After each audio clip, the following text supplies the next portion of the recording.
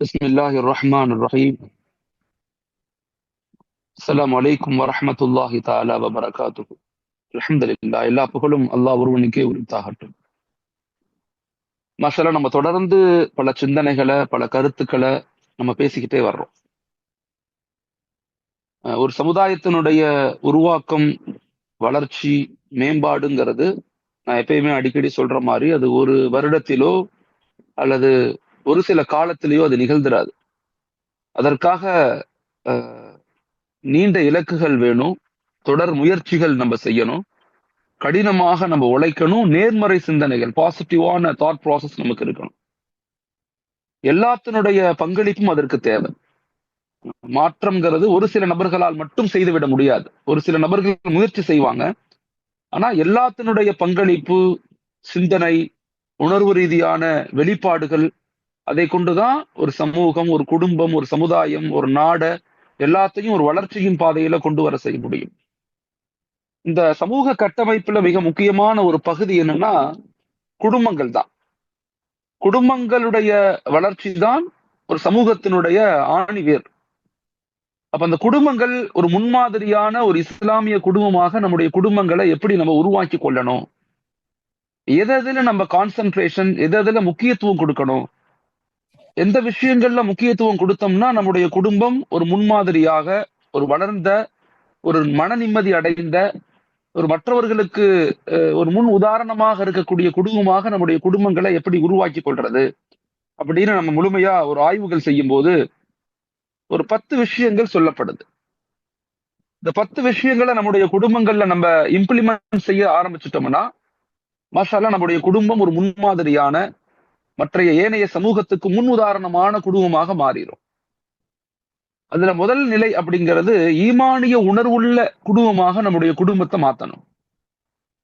வீட்டில் இருக்கக்கூடிய அனைவரையும் அல்லாஹோடு இணைக்க முயற்சிக்கணும். ஈமானிய உணர்வு. நம்ம எல்லாருமே இன்னைக்கு பேரளவுள்ள முஸ்லிம்களாக இருக்கிறோம். நம்முடைய நம்ம முஸ்லிமா இருக்கிறோம் அப்படிங்கிறது ஒரு நாம்கே வாஸ்தே, ஒரு பேரளவுக்கு உண்டான அல்லாஹ்வை ஏற்றுக்கொண்ட மனிதர்கள், இவங்க எல்லாம் முஸ்லிம்கள் அப்படின்னு ஒரு பேரளவுக்குள்ள முஸ்லிம்களாக இருக்கிறோம். ஹஸரத் ரசூலுல்லாஹி ஸல்லல்லாஹு அலைஹி வஸல்லம் அவங்க ஒரு இடத்துல உட்கார்ந்து இருக்கும் போது சஹாபாக்கள் கேட்பாங்க, யா ரசூலல்லாஹ், பின்வரக்கூடிய முஸ்லிம்களுடைய நிலைகளை பத்தி. இப்ப நபி சொல்லுவாங்க, ஒரு தட்டுல ரொட்டி துண்டு போடப்பட்டா எப்படி அதற்காக பசித்தவைகள் எடுப்பாங்களோ, வேக வேகமா பிச்சு எடுப்பாங்களோ, அதே போல ஒரு காலம் வரும், அந்த காலத்துல முஸ்லிம்கள் நாலாபுறத்திலிருந்தும் பிக்கப்படுவாங்க. அப்ப சஹாபாக்கள் கேட்டாங்க, யா ரசூலல்லாஹ், அந்த காலத்துல மனிதர்கள் குறைவாக இருப்பாங்களா, முஸ்லிம்கள் குறைவாக இருப்பாங்களா? அப்ப நபி சொன்னாங்க, இல்ல இல்ல, எண்ணிக்கையில் அதிகமாக இருப்பாங்க, ஆனா கடல் நுரைகளை போல இருப்பாங்கன்னு ஒரு கருத்தாக சொன்னாங்க. இப்ப நம்ம எல்லாருமே கடல் நுரைகளை போல மாறிக்கிட்டு இருக்கோம். பேரளவுக்கு தான் முஸ்லிம்களாக இருக்கிறோம். அந்த ஈமான வலுவானதாக மாத்தணும் குடும்பத்தில் உள்ள ஒவ்வொருத்தருக்கும். ஈமான் வலுவாக மாறணும்னா இறைவன் எதை ஏவனானோ அதை செய்யக்கூடியவங்களாக மாறணும். அப்பதான் ஈமானிய இன்பம், ஈமானிய உணர்வுகள் நமக்கு புரியும். தொழுகை, குர்ஆன், நலவுகளை ஏவுறது, தீமைகளும் தவிர்த்து கொள்றது, இது போன்ற பல விஷயங்கள் இருக்குது. இப்ப அடிப்படையில ஒவ்வொரு வீட்டுல உள்ள ஒவ்வொருத்தவங்களையும், கணவன், மனைவி, தாதா, தாதி, நன்னா, நன்னி, குழந்தைகள், ஒரு வீட்டுல யாரெல்லாம் இருக்காங்களோ அவங்க எல்லாத்தையும் ஈமானிய உணர்வுள்ளவர்களாக மாத்தணும். அத்தா தொழுகிறாரு, அம்மா தொழுகிறாங்க, வீட்டுல பிள்ளைங்க தொழுகிறது இல்ல. சில வீட்டுல அம்மா மட்டும்தான் தொழுவாங்க. அத்தா தொழுகையை பத்தி பெரிய சட்டை செய்ய மாட்டார், முக்கியத்துவம் கொடுக்க மாட்டாங்க. இன்னும் சில வீடுகள்ல வீட்டுல வயதானவங்க மட்டும்தான் இபாதத் செய்வாங்க, ஈமானிய தொடர்பு இருக்கும். வீட்டுல உள்ள மருமகன், மகள் யாருமே அதுக்கு இம்பார்ட்டன்ட் கொடுக்க மாட்டாங்க, பிள்ளைங்க. அப்ப அந்த குடும்பம் ஒரு முழுமையான குடும்பமானா இல்ல. இஸ்லாத்தினுடைய மிகப்பெரிய பகுதியே என்னன்னா ஈமானிய தொடர்பு தான், இபாதத்து தான், குர்ஆனுடைய தொடர்பு தான். அதை நம்முடைய குடும்பங்கள்ல ஒவ்வொருத்தவங்களுக்கும் உருவாக்கிட்டோமா, ஒவ்வொரு குடும்பத்தையும் குர்ஆனிய குடும்பமாக கன்வெர்ட் பண்ணணும். நம்ம வீட்டுல இருக்கக்கூடிய எல்லாருக்கும் குர்ஆன் ஓத தெரியணும். வீட்டுல இருக்கக்கூடிய தாத்தா, பாட்டி, அத்தா, அம்மா, குழந்தைகள் எல்லாரும் குர்ஆனை பார்த்து ஓதத் தெரிந்த குழந்தையாக மாத்தணும். அதுதான் முன்மாதிரியான குடும்பம். இது முதல் நிலை. இது கண்கள்ல வெளிப்படையாக ஈமானுடைய மக்கள், ஈமானிய உணர்வுங்கிறது வெளிப்படையா தெரியுது தொழுகையை கொண்டும் குர்ஆனை கொண்டும் தான் தெரியும். இப்ப நம்முடைய குடும்பத்துக்கு அது கிடைச்சிருச்சா, எல்லாரும் அந்த அந்த அந்த இடத்தை அடைஞ்சிட்டோமா அப்படிங்கறத நம்ம செக் பண்ணணும். ரெண்டாவது, அன்பான கணவன் மனைவி. மிக முக்கியமான ஒரு பகுதி. குடும்பங்கள்ல இருக்கக்கூடிய ஒரு கணவன் உடைய பொறுப்பு, கடமை, உரிமைகள் என்ன? மனைவியை நம்ம எப்படி வச்சுக்கிறோம்? நம்ம கணவனை எப்படி வச்சுக்கிறோம்? கணவனை எப்படி கேர் பண்ணிக்கிறோம்? ஒரு கணவன் மனைவிட்ட எப்படி அன்பாக நடந்து கொள்றாரு? அதை வச்சுதான் ஒரு குடும்பம் நல்ல குடும்பம், முன்மாதிரியா குடும்பம்ங்கிறது தீர்மானிக்கப்படும். இன்னைக்கு காசு பணம் அதிகமாயிருச்சு பல குடும்பங்கள்ல. ஒரு சில குடும்பங்கள்ல கல்வி படிப்பு அதிகமா இருக்கு. சில குடும்பங்கள்ல எதுவுமே இல்ல. காசு பணமும் ஏழையாவும் இருக்கிறாங்க, படிப்பும் இல்ல. ஆனா எல்லா குடும்பங்கள்லயும் கணவன் மனைவிக்குள்ள அன்பு இருக்குதானா? இல்ல, குறைஞ்சு போச்சு. ரொம்ப குறைஞ்சிருச்சு. முன்னாடி எல்லாம் 10 குழந்தை 11 குழந்தை பெத்துக்குவாங்க. ஆனா அவங்களுக்குள்ள ஒரு அந்நியோன்யம் இருக்கும். ஆனா இன்னைக்கு 2 குழந்தை 3 குழந்தை தான் பெத்துக்கிறாங்க. 2 குழந்தை பெத்துக்கிறதே பெரிய கஷ்டம். ஆனா அவங்களுக்குள்ள அன்பு, பாசம், விட்டு கொடுத்தல், கணவனை நேசிக்கிறது, மனைவியை கணவன் நேசிக்கிறது, நம்முடைய மனைவி, நம்முடைய கணவன் அப்படிங்கிற உண்மையான அந்த அன்பு, இந்த மொஹப்பத் கணவன் மத்தியில இருக்குதான்னா ரொம்ப குறைவாக இருக்குது. அப்ப அந்த மனநிலை மாறப்படணும். ஒரு குடும்பங்கள்ல 2வது மிக முக்கியமாக கவனிக்கப்படுது அன்பான வாழ்நிலை, அன்பான வாழ்க்கை முறை, விட்டு கொடுக்கக்கூடிய வாழ்க்கை முறை, கட்டுப்படக்கூடிய வாழ்க்கை முறை. எல்லா நிலையிலும் அவர் என்னுடைய கணவர், எல்லா நிலையிலும் என்னுடைய மனைவி. குறைகள் இருக்கத்தான் செய்யும். சின்ன சின்ன குறைகள், சின்ன சின்ன வருத்தங்கள், சின்ன சின்ன அதிர்வுகள் எல்லாம் இருக்கத்தான் செய்யும். ஆனா எந்த நிலையிலும் நாம அவங்கள விட்டு கொடுத்துடக்கூடாது. எந்த நிலையிலும் அவங்கள நாம பிரியணும் அப்படிங்கிற எண்ணம் வந்துடக்கூடாது. எந்த நிலையிலும் அவங்க இருக்கிறது இல்லாம இருக்கிறது பெஸ்ட், இல்லாம இருக்கிறது நல்லது அப்படின்னு ஒரு மனநிலை நமக்கு வந்துடக்கூடாது. எல்லா நிலையிலும் கணவன் மனைவியுடைய அன்பு நிலை இருக்குது. அதுதான் ஒரு குடும்பத்தினுடைய மகிழ்ச்சிக்கான காரணம், அமைதிக்கான காரணம். அதை ஒரு மனைவி குடும்பங்கள்ல ஏற்படுத்தணும். ஒரு கணவன் மனைவிக்கு அதை கொடுக்கணும். அது 2 மிக முக்கியமான பகுதி ஒரு முன்மாதிரியான குடும்பத்திற்கு. 3வது, ஒரு முன்மாதிரியான குடும்பம் பின்பற்ற வேண்டிய விஷயம் முன்னோர்களுக்கு மீது கவனம் செலுத்தணும். நம்ம வீடுகள்ல இருக்கக்கூடிய வயதான மக்கள், அவர்களுடைய பத்துவாக்களை வாங்கிடக்கூடாது. அவங்களுடைய மன உடைத்தலுக்கு நம்ம காரணமாயிடக்கூடாது. அவங்கள ஒரு பாரமாக நம்ம கருதக்கூடாது. அவங்கள நேசிக்கணும். நம்ம சிறு குழந்தையாக இருக்கும்போது நம்மளை எப்படி அவங்க நேசிச்சாங்களோ அதே போல நாம அவங்கள நேசிக்கணும். இன்னைக்கு பல குடும்பங்கள், இஸ்லாமிய சமூகத்தினுடைய பல தோல்விக்கு காரணம் என்னன்னா, வீட்டுல உள்ள வயதான மக்களை பாரமாக, கஷ்டமாக, அவங்கள பத்தி நம்ம கேரே பண்றதில்ல. இன்னும் சொல்ல போனா சில நேரங்கள்ல பெரியவங்களுடைய சாபத்துக்கு நம்ம உள்ளாயிடுறோம். அவங்கள சரியான மருத்துவம், சரியான உணவுகள், சரியான பாசம் பந்தங்கள், அவங்க கூட உட்கார்ந்து பேசுறது எதுவுமே நம்மள்ட்ட இல்ல. கொஞ்சம் கொஞ்சம் அவங்களுக்கு நேரம் கொடுக்கணும். வாழ்க்கையில பிஸியா தான் இருப்போம். வாழ்க்கை வேகமா தான் போகும். காசு பணம் தேவை, எல்லாமே தேவை, சந்தோஷம் தேவை. ஆனா அவர்களுக்கு கொடுக்க வேண்டிய சின்ன சின்ன கடமைகளை நம்ம சரியாக செய்யணும். குழந்தைகளை அவங்க பக்கத்துல உட்கார வைக்கிறது, குழந்தைகளோட அவங்கள கொஞ்சம் வைக்கிறது. முன்னோர்கள் நம்மளை விட்டு போகும்போது சந்தோஷமாக போகணும், அதிருப்தியாக போயிடக்கூடாது. நாங்க பாதிக்கப்பட்டுருவோம். நம்முடைய வீடுகள்ல பரக்கத்தை இழந்து போயிடுவோம். முசீபத்துக்கள், நோய்கள் நமக்கு வந்துடும். அல்லாஹ் பாதுகாக்கணும். அதனால வயதான மக்கள் வீட்டுல இருக்கும்போது அல்லாஹ் நம்ம மீது இறக்க பார்வையை பார்க்கிறான். நம்முடைய தவறுகள் மன்னிக்கப்படுது. ரொம்ப கேர்ஃபுல்லா இருக்கணும் இந்த விஷயத்துல. முன்னோர்கள் மீது ரொம்ப கவனம் செலுத்தணும். 4வது, குழந்தைகளை அகலாக்காக, ஒழுக்கமாக உருவாக்கணும். 4வது ஒரு முன்மாதிரியான குடும்பத்தினுடைய வேலை என்னன்னா, குழந்தைகள் மீது கவனம் செலுத்தணும். அந்த குழந்தைகளை எப்படி படிக்கிறாங்க, யார்கிட்ட பேசுறாங்க, என்ன பேசுறாங்க, அவங்க போன்ல என்ன பாக்குறாங்க, தனிமையில ஏன் உட்கார்றாங்க, தனிமையில அனுமதிக்க கூடாது. பொது சபையில தான் அவங்கள உட்கார வைக்கணும். குழந்தைகள் எங்க ஒரு அம்மா அடிக்கடி குழந்தைகளை தேடணும். வீட்டுக்குள்ள இருக்கும்போது, வெளியே போகும்போது. இன்னைக்கு அது ரொம்ப குறைஞ்சு போச்சு. எல்லாரும் சுய சுதந்திரமா இருக்கிறதுக்காக குழந்தைகளையும் சரி, பெரியவங்களையும் சரி, நம்ம எல்லாரும் தொல்லைகளாக நினைக்கிறோம். என்னைய ஃப்ரீயா விட்டுரு, நான் ரொம்ப நேரம் மொபைல் பார்க்கணும், நான் ரொம்ப நேரம் சீரியல் பார்க்கணும், நம்ம ரொம்ப நேரம் படம் பார்க்கணும், என்னை யாரும் டிஸ்டர்ப் பண்ணாதீங்க, நானா அவன் செஞ்சு கொடுப்பேன், நானா உங்களை கூப்பிடுவேன் அப்படிங்கிற மனநிலைக்கு இன்னைக்கு ஆண்களும் பெண்களும் தள்ளப்பட்டுட்டோம். நம்மள அறியாமையே தள்ளப்பட்டிருக்கோம். நம்ம தெரிஞ்சு அதை செய்யல, தெரியாம நம்ம செயல்படுறோம். அதனால குழந்தைகளை ஒழுக்கமாக, நல்ல படிக்கக்கூடியவர்களாக, கவனமாக குழந்தைகளை வளருங்க. குழந்தைகளுக்கு துவா செய்யுங்க. துவா செய்துன்னு சொல்லி வெளிப்படுத்துங்க. நான் உங்களுக்கு துவா செய்தேன், நல்லா படிக்கணும் நீங்க, நேர்மையாக இருக்கணும், ஒரு ஆணை எப்படி பார்க்கணும், ஒரு பெண்ணை எப்படி பார்க்கணும், பெரியவங்களை எப்படி மதிக்கணும், எல்லாத்தையும் பெற்றோர்கள் குழந்தைகளுக்கு கற்றுக் கொடுங்க. அது குழந்தைகள் அப்படித்தான் இருப்பாங்க. சின்ன பிள்ளைங்க அவங்க அப்படித்தான் சேட்டை பண்ணுவாங்க, அடைமுடிப்பாங்க, அழுவாங்க. நம்ம டென்ஷன் ஆகக்கூடாது, கோவப்படக்கூடாது, குழந்தைகள் மீது வெறுப்பை வெளிப்படுத்தக்கூடாது. பல நேரங்கள்ல இன்னைக்கு தாய் தந்தைகள் குழந்தைகள் மீது வெறுப்பை வெளிப்படுத்துறாங்க. சும்மா அன்பு எல்லாம் இருக்கும், பாசம் கேட்கறதெல்லாம் வாங்கி கொடுப்போம். ஆனா உண்மையான இணைப்பு இருக்குதா, பாண்டிங், அது ரொம்ப குறைஞ்சு போச்சு. நல்லா யோசிச்சு பாருங்க. நாலாவது ஒரு முன்மாதிரியான குடும்பம், அந்த குடும்பத்துல குழந்தைகள் ஒழுக்கமானவர்களாக, நேர்மையானவர்களாக, பண்புள்ளவர்களாக, பாசம் உள்ளவர்களாக, அனைவரையும் மன்னிக்கக்கூடிய தன்மையுடைய குழந்தைகளாக உருவாகுவாங்க. அது ஒரு முன்மாதிரியான குடும்பம். ஐந்தாவது, உறவுகளை, விருந்தாளிகளை பேணணும். விருந்தினர்கள் வந்தாங்கன்னா மன மகிழ்ச்சியோடு சந்தோஷமா அவங்கள வரவேறுங்க. அவங்களுக்கு தேவையானதை செஞ்சு கொடுங்க. உறவுகளை பேணி வாழுங்க. குழந்தைகளுக்கு உறவுகளை கற்றுக் கொடுங்க. தாத்தா, பாட்டி, குப்பி, சச்சா, மாமா, யாரெல்லாம் உறவுகளோட இணைத்து வாழுங்க. ரொம்ப முக்கியமானது. உறவுகளோடு பேணி வாழும் போது அல்லாஹுடைய மிகப்பெரிய ரஹ்மத், அவனுடைய பரக்கத், அவனுடைய மிகப்பெரிய ராஹத் நமக்கு கிடைக்குது. அதனால உறவுகளை கண்காணிங்க, பேணி வாழுங்க. வீட்டுல வரக்கூடிய விருந்தினர்களை ஆதரிச்சு வாழுங்க. அவங்களுக்கு தேவையானதை செஞ்சு கொடுங்க. மன மகிழ்ச்சியோடு செய்யுங்க. நீங்க இதெல்லாம் விருந்தினர்களை வரவேற்கிறது, விருந்தினர்களோடு சேர்ந்து வாழ்வது, அவங்களுக்கு தான தர்மங்கள் செய்வது, அவங்களுக்கு உபகாரம் செய்வதெல்லாம் பலகீனம் அடையுது. எப்படி எனக்கு பிடிச்சவங்களுக்கு மட்டும்தான் நான் செய்வேன், எனக்கு பிடிச்சாங்க எனக்கு வரக்கூடாது, வீட்டுக்கு வரக்கூடாது, நான் அவங்கள ஏத்துக்கொள்ள மாட்டேன் அப்படிங்கிற மனநிலைக்கு நம்ம தள்ளப்பட்டிருக்கோம். அப்படி இல்லை. இரத்த உறவுகளை பாதுகாத்துக் கொள்ளுங்க. விருந்தாளிகள் மீது ரொம்ப உபகாரம் செய்யுங்க.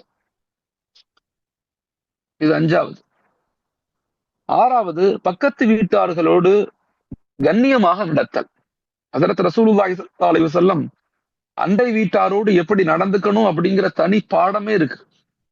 ஹதீசுகள்ல தனி பாடம் இருக்கு. சஹாபாக்கள் எந்த அளவுக்கு சொன்னாங்கன்னா, அண்டை வீட்டார்களோடு ஒருவேளை எங்க சொத்துக்களை பங்கு கொடுக்கணுமோ, பங்கு கொடுக்க சொல்லுவாங்களோ அப்படிங்கிற அளவுக்கு நாங்க பயந்துட்டோம். அந்த அளவுக்கு அண்டை வீட்டாரோடு அவ்வளவு அந்நியுன்னியமாக, அவ்வளவு கண்ணியமாக வாழணும், இருக்கணும் அப்படிங்கிறத ஹஜரத் ரசூலுல்லாஹ் கற்றுக் கொடுத்திருக்கிறாங்க. உலகத்துல எந்த ஒரு மார்க்கத்திலையும் இப்படிப்பட்ட ஒரு முறை வளர்ச்சி, யாரார்ட்ட எப்படி நடந்துக்கணும், எப்படி பழகணும், எப்படி பேசணும், எப்படி இருக்கணும், எல்லாத்தையும் நம்முடைய ஹதீசுகள், நம்முடைய ஸல்லல்லாஹு அலைஹி வஸல்லம் கற்றுக் கொடுத்திருக்கிறாங்க. ஒரு முன்மாதிரியான குடும்பத்தினுடைய ஆறாவது மிக முக்கியமான பகுதி, பக்கத்து வீட்டார்களோடு எப்படி நம்ம நடந்து கொள்ளணும். எந்த அளவுக்குன்னா, பக்கத்து வீட்டார்கள் பசித்திருந்து நீங்கள் புசிக்க கூடாதுன்னு சொன்னாங்க. நீங்க சாம்பார் வைக்கிறீங்க, ஒரு கறி குழம்பு வைக்கிறீங்க, பக்கத்து வீட்டுக்கார மக்கள் அந்த வாடை அங்க போகுது, அந்த குழந்தைகள் அங்க இருக்கிறாங்க அப்படின்னா, தண்ணிய எக்ஸ்ட்ரா ஊத்தி அதை கொஞ்சம் அதிகப்படுத்தி அதுல இருந்து கொஞ்சத்தை போய் கொடுங்க அப்படின்னு சொல்லப்படுது. அந்த அளவுக்கு பக்கத்து வீட்டார்கள் மீது கவனமாக இருக்க சொல்றாங்க. கண்ணியமாக இருக்கணும், நேர்மையாக நடந்து கொள்றது, அல்லாஹ் பாதுகாக்கணும். அப்ப ஆறாவது, ஒரு சிறந்த குடும்பத்தினுடைய வெளிப்பாடு. சிறந்த குடும்பமாக நம்ம குடும்பத்துல கேட்க தேவையில்லை, பக்கத்து குடும்பத்திட்ட போய் இந்த குடும்பம் எப்படின்னு கேட்டா அவங்க புட்டி புட்டி வச்சிருவான்.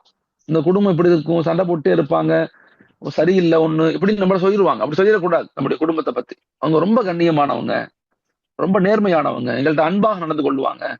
நாங்க ஏதாவது ஊருக்கு போனா எங்க பெண் குழந்தைகளை அங்கதான் விட்டுட்டு போவோம், பாதுகாப்பாக இருக்கட்டும்னு சொல்லி. அந்த அளவுக்கு பக்கத்து வீட்டார்களோடு அவ்வளவு இணைப்பை, ஒரு பந்தத்தை நம்ம ஏற்படுத்தி கொள்ளணும். ஏழாவது, வீட்டை பராமரித்து சுத்தமா வச்சுக்கணும். இன்னைக்கு இஸ்லாமிய மக்களுக்கு வீடுகள் தர்றதில்லை. சென்னை போன்ற பகுதிகளில் அது 2 காரணங்கள். ஒரு காரணம் மத துவேஷம், அது இருக்கலாம். ஆனா இன்னொரு காரணம் என்ன சொல்லப்படுது, முஸ்லிம்கள் வீடுகளை சுத்தமாக வச்சுக்க மாட்டாங்க, வீடுகளை பராமரிக்க மாட்டாங்க, சரியா வச்சுக்க மாட்டாங்க. உண்மையும் அதுதான். நான் ஒரு குடும்பத்துக்கு கவுன்சிலிங்காக போயிருந்தேன். ஒரு ஃபேமிலி கூப்பிட்டு இருந்தாங்க, நான் போயிருந்தேன். அந்த வீட்டுக்குள்ள போனா இருட்டு பங்களா மாதிரி இருக்கு அந்த வீடு. லைட் எங்கேயுமே போடல. சரியான செல்வந்தர்கள் தான், ஆனா வீடுகள்ல கவுன்சிலிங் பிரச்சனை, சண்டை, மருமகளுக்கும் மகனுக்கும் சண்டை. பேசுறது இல்ல, ஒரே பிரச்சனை வீடுகள்ல, எனக்கு என் மனைவிக்கும் சண்டை. வீட்டுக்குள்ள போனாவே பூத் பங்களா மாதிரி இருக்குது. அப்ப முதல்ல நான் சொன்னேன், தயவு செய்து வீடுகளை நல்ல பிரகாசமான லைட் போடுங்க, அழகான வீடை நல்லா நீட்டா வைங்க, நீட்டா வைங்க, ஒற்றை அடிங்க, எல்லா இடத்துலயும் ஒற்றை அடிங்க, ரூமுகளை கிளீனா வைங்க, அழகான சோஃபா போடுங்க, பாக்குறதுக்கு நீட்டா, குடும்பத்தை நீட்டா, வெளியிருந்து ஒருத்தவங்க வரும்போது, சின்ன வீடா இருக்கலாம், சின்னோன்னு வீடா இருக்கலாம், நம்மள்ட்ட பெரிய காசு பணம் இல்லாம இருக்கலாம், ஆனா சுத்தமாக வச்சுக்க முடியும் நம்மளால. நம்மள்ட்ட என்ன இருக்குதோ அதை அழகா வச்சு நீட்டா வச்சுக்கலாம். ஆனா இஸ்லாமிய குடும்பங்கள் அப்படி சுத்தமாக இருக்குதா அப்படின்னா பெரிய கேள்விக்குறி. நான் பெண்களுக்கு சொல்றேன், நைட் நேரத்துல படுக்கும் போது எல்லா பாத்திரத்தையும் கழுவி வீடுகளை கூட்டி கொஞ்சம் நீட்டா வச்சுட்டு படுக்க போங்க, ரொம்ப முக்கியம். அதே மாதிரி படுத்து எதிர்ச்ச பிறகு உங்க பெட் எல்லாம் அழகா நீட்டா மடிக்க சொல்லி அது எல்லாத்தையும் கொஞ்சம் ஒரு பார்வையில எடுங்க. அப்படி எந்திரிச்சு வாழ்க்கையை வாழ்ந்துடக்கூடாது. பரக்கத்து வராது, வீட்டுல வழக்குகள் வரமாட்டாங்க, அபிவிருத்தி வராது, வீடுகள்ல ரிஸ்க்கு கிடைக்காது, ரிஸ்க் இல்லாம போயிடும். அதனால தயவு செய்து ஒரு முன்மாதிரியான குடும்பத்துக்கு மிக முக்கியமானது எப்பயுமே வீட்டை சுத்தமா வச்சுக்கணும், முக்கியமான ஒரு பகுதி. 8வது, வீண் விரயங்கள் தவிர்க்கப்படணும். குடும்பங்களுடைய முன்மாதிரியான குடும்பத்திற்கு என்னன்னா வீண் விரயங்கள். சில குடும்பங்கள்ல பாத்தீங்கன்னா, வீட்டுல பாத்தீங்கன்னா கண்ட பொருள் கிடக்கும், எதுக்கு அதை வாங்கணும்னே தெரியாது, அதை பயன்படுத்தவே மாட்டோம், சும்மாவே கிடக்கும் அந்த மூலையில, இந்த மூலையில, பரணியில, ஸ்டோர் ரூம்ல. வீண் விரயம் செய்யக்கூடாது. அல்லாஹ் வீண் விரயம் செய்யக்கூடிய மக்களை வெறுக்கிறான், அவன் விரும்புறதில்லை. வீண் விரயம் நம்மளை பாதிக்கும்.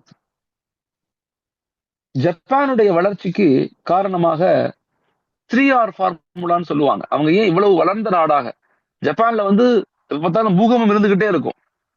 எப்படி சைனாவுடைய வளர்ச்சிக்கு என்ன காரணம், அதே சேம் 3R ஃபார்முலா. இந்தியா ஏன் வளரன்னா, நம்மள்ட்ட வீண் விரயம் ஜாஸ்தி, வெட்டி பந்தா, வேணும்னே செய்யறது, அடுத்தவங்களுக்காக ஒரு பொருளை வாங்குறது, அடுத்தவங்க பார்க்கணும்னு வாழணும் அப்படிங்கிற மனநிலையுடைய மக்கள் நம்ம இந்திய மக்கள், அப்படி சொல்லப்படுது, ஆய்வுகள் சொல்லுது.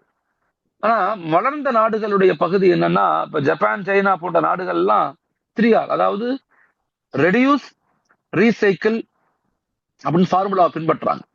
ரீயூஸ், ரெடியூஸ்னா ஒரு பொருளை கம்மியா பயன்படுத்தணும், அளவுக்கு அதிகமாக ஒன்ன பயன்படுத்தக்கூடாது. தண்ணி இருக்குது அப்படின்னா ஒரு வாளியில 2 வாளியில குளிக்க முடியும்னா ஒரு வாளியில 2 வாளியில குளிக்கணும், 5 வாளியில குளிக்க கூடாது.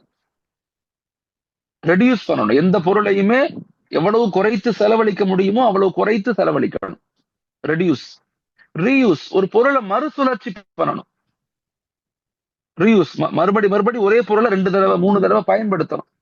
சில பேரை பாருங்க, போன் வாங்குவாங்க, 3 மாசத்துக்கு ஒரு தடவை போனை மாத்திக்கிட்டே இருப்பாங்க. அப்படி செய்யக்கூடாது.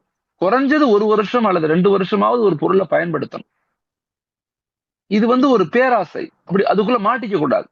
கடையில விக்கிறவன் விற்கணும், சம்பாதிக்கணுங்கிறது தான் இதை பண்றான். நம்மளும் அதை போய் வேஸ்ட் பண்றது. சில பேர் பெண்கள் நகை வாங்குவாங்க, நகை வாங்கி ஒரு நகையை வாங்குவாங்க, டிசைனை வாங்குவாங்க, வாங்கி அடுத்த ஒரு மாசம் 2 மாசம் கூட ஆகாது, அந்த நகையை போய் திரும்பி வச்சு வேற நகை, அதை வச்சுட்டு வேற நகை வாங்குவாங்க. அதுல செய்கூலி சேதாரம்னு சொல்லி ஒரு 10,000 ரூபாய் 20,000 ரூபாய் கழிச்சிருவான். அப்படி செய்யக்கூடாது, முக்கியமான ஒரு பகுதி. மார்வாடிஸ் எல்லாம் எப்படி வாழ்றாங்க, நாடார்ஸ் எப்படி வாழ்றாங்க, நம்மள மாதிரி அவங்க வீண் வரையும் செய்யறது இல்லை. முஸ்லிம்கள் நிறைய நம்ம வீண் வரையும் செய்யறோம், அல்லாஹ் நம்மளை தடுத்து இருக்கிறாங்க. அதனால ஒரு முன்மாதிரியான குடும்பத்தினுடைய மிக முக்கியமான பகுதி வீண் விரயத்திலிருந்து தடுத்து, ஒண்ணு ரீயூஸ், ஒரு பொருளை மறுபடி பயன்படுத்தணும், ரீசைக்கிள், மறுசுழற்சி செய்யணும். இன்னொன்னா எப்படி மாத்துறது, அதை கத்துக்கணும். உதாரணத்துக்கு சின்ன விஷயம், சாக்ஸ் பயன்படுத்துறோம், சாக்ஸ், இதுக்கு நிறைய வீடியோக்கள் இருக்கு, எப்படி ஒரு பொருளை மறுசுழற்சி பண்ணலாம் அப்படிங்கறதெல்லாம் நிறைய கத்துக் கொடுக்குறாங்க. இன்னைக்கு பெண்களுடைய குடும்பத்தை சீராக வளர்க்கறதுல மறுசுழற்சியினுடைய இம்பார்ட்டன்ஸ் என்ன அப்படின்னு தனி பாடம் இருக்கு சோசியாலஜில. எனக்கு ஆச்சரியமா இருந்துச்சு, நம்ம பெண்களுக்கெல்லாம் இது தெரியறது இல்ல. இது நம்முடைய தாத்தா பாட்டி இருக்கும் போது செஞ்சாங்க. இன்றைய தலைமுறை, இப்ப வரக்கூடிய 2096க்கு பிறகு பிறந்த ஆண்கள் பெண்களுடைய நிலை என்னன்னா, மறுசுழற்சியை நோக்கி நம்ம நகர்றது இல்ல, தூக்கி போட்டு வாழ்ந்துடுறோம். தூக்கி போட்டு பாக்குறதெல்லாம் வாங்கணும், கண்ணில் படுறதெல்லாம் வாங்கணும், அட்வர்டைஸ்மெண்ட்ல காட்டுறதெல்லாம் வாங்கணும் அப்படின்னு ஒரு மனநிலை எங்களுக்கு ஏற்பட்டுருச்சு. இன்னைக்கு டெக்னாலஜி நம்மளை ஏற்படுத்துது. அதுல இருந்து குழந்தைகளை தவிர்த்து கொள்ளுங்க. நம்மளே இப்படின்னா நம்ம பிள்ளைங்க எப்படி இருக்கு யோசிச்சு பாருங்க. அதனால வீண் விரயம் தவிர்க்கப்படணும். 8வது. 9வது, ஆரோக்கியம் பேணணும். மிக முக்கியமான ஒரு பகுதி. நல்ல உணவுகள், ஆரோக்கியமான உணவுகளை அடிக்கடி கொடுக்கணும். ஒரு நாளைக்கு எத்தனை கலோரிஸ் சாப்பிடணும் நம்ம? அப்படி அத்தனை கலோரிஸ் 2400 கலோரிஸ் சாப்பிடணும் நம்ம. அதுக்கு மேலேயும் சாப்பிடக்கூடாது. அதுக்கு கீழே போனா நியூட்ரிஷன் குறைபாடு, உடல் பலகீனம் ஏற்படும். அதுக்கு மேல சாப்பிட்டா ஒபிசிட்டி ஏற்படும். இங்க பாத்தீங்கன்னா பல குடும்பங்கள்ல அதிகமாக சாப்பிட்டுறோம். நைட்டு 10 மணிக்கு பிரியாணி சாப்பிடுறது.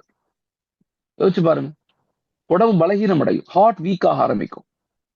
டெய்லி குழந்தைகளுக்கு முட்டை கொடுக்கறது, பயிர் வகைகள் கொடுக்கறது, நல்ல உணவுகளை சாப்பிட வைக்கிறது, அதை பயிற்சி கொடுக்கணும். அதை ஒரு பயிற்சியாக கொடுக்கணும். சும்மா ஒரு தடவை கேட்டு கோவப்பட்டு சாப்பிடவே மாட்டான் என் புள்ள, நீ எல்லாம் விளங்குவியா அப்படின்னு தூக்கி போட்டு போயிடுறது. அப்படி போக கூடாது.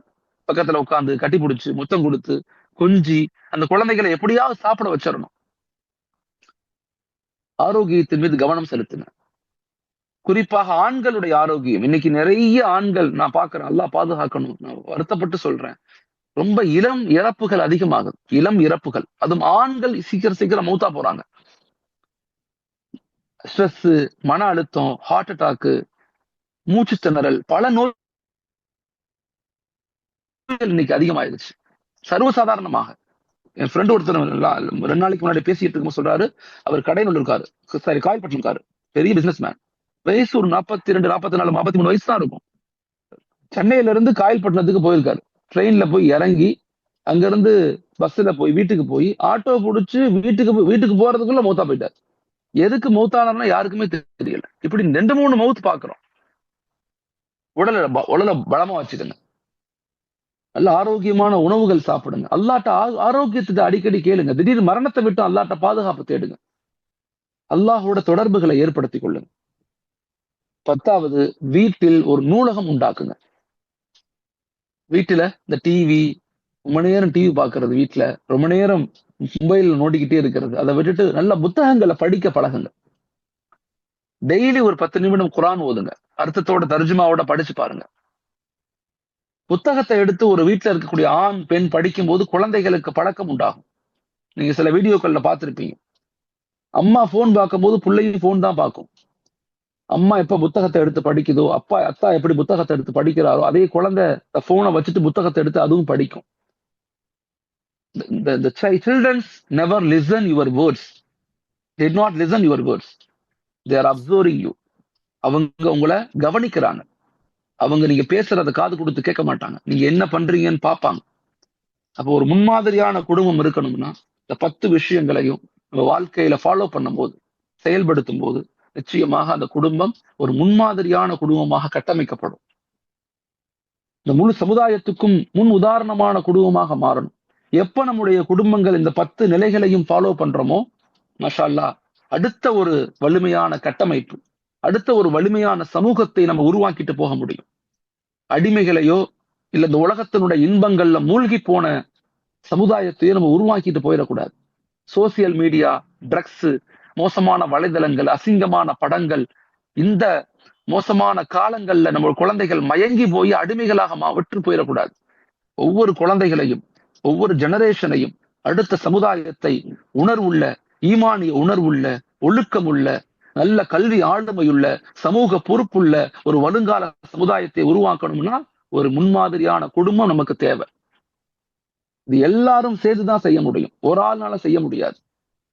இதை செய்யணுங்கிற மனநிலை முதல்ல நமக்கு வந்துடணும். வந்துடுச்சுன்னா மாஷா அல்லாஹ் ஒரு பெரும் மாற்றத்தை, பெரும் ஒரு வலிமையான கட்டமைப்பை நம்ம உருவாக்க முடியும். அப்படிப்பட்ட ஒரு முன்னுதாரணமான, அல்லாஹ்வுக்கு பொருத்தமான ஹஜரத் நபிகள் நாயகம் ஸல்லல்லாஹு அலைஹி வஸல்லம் அவர்களை பின்பற்றக்கூடிய, குர்ஆனுக்கு கட்டுப்படக்கூடிய, ஷரியத்தை பின்பற்றக்கூடிய ஒரு குடும்பமாக நம்முடைய குடும்பத்தை, நம்முடைய மனைவி மக்களை, நம்முடைய குழந்தைகளை, நம்முடைய கணவன், நம்முடைய வீட்டில் உள்ள சகோதர சகோதரிகளை அல்லாஹ் ஆக்கி அருள்வானாக. ஆமீன். அஸ்ஸலாமு அலைக்கும் வரஹ்மத்துல்லாஹி தஆலா வபரகாத்துஹு.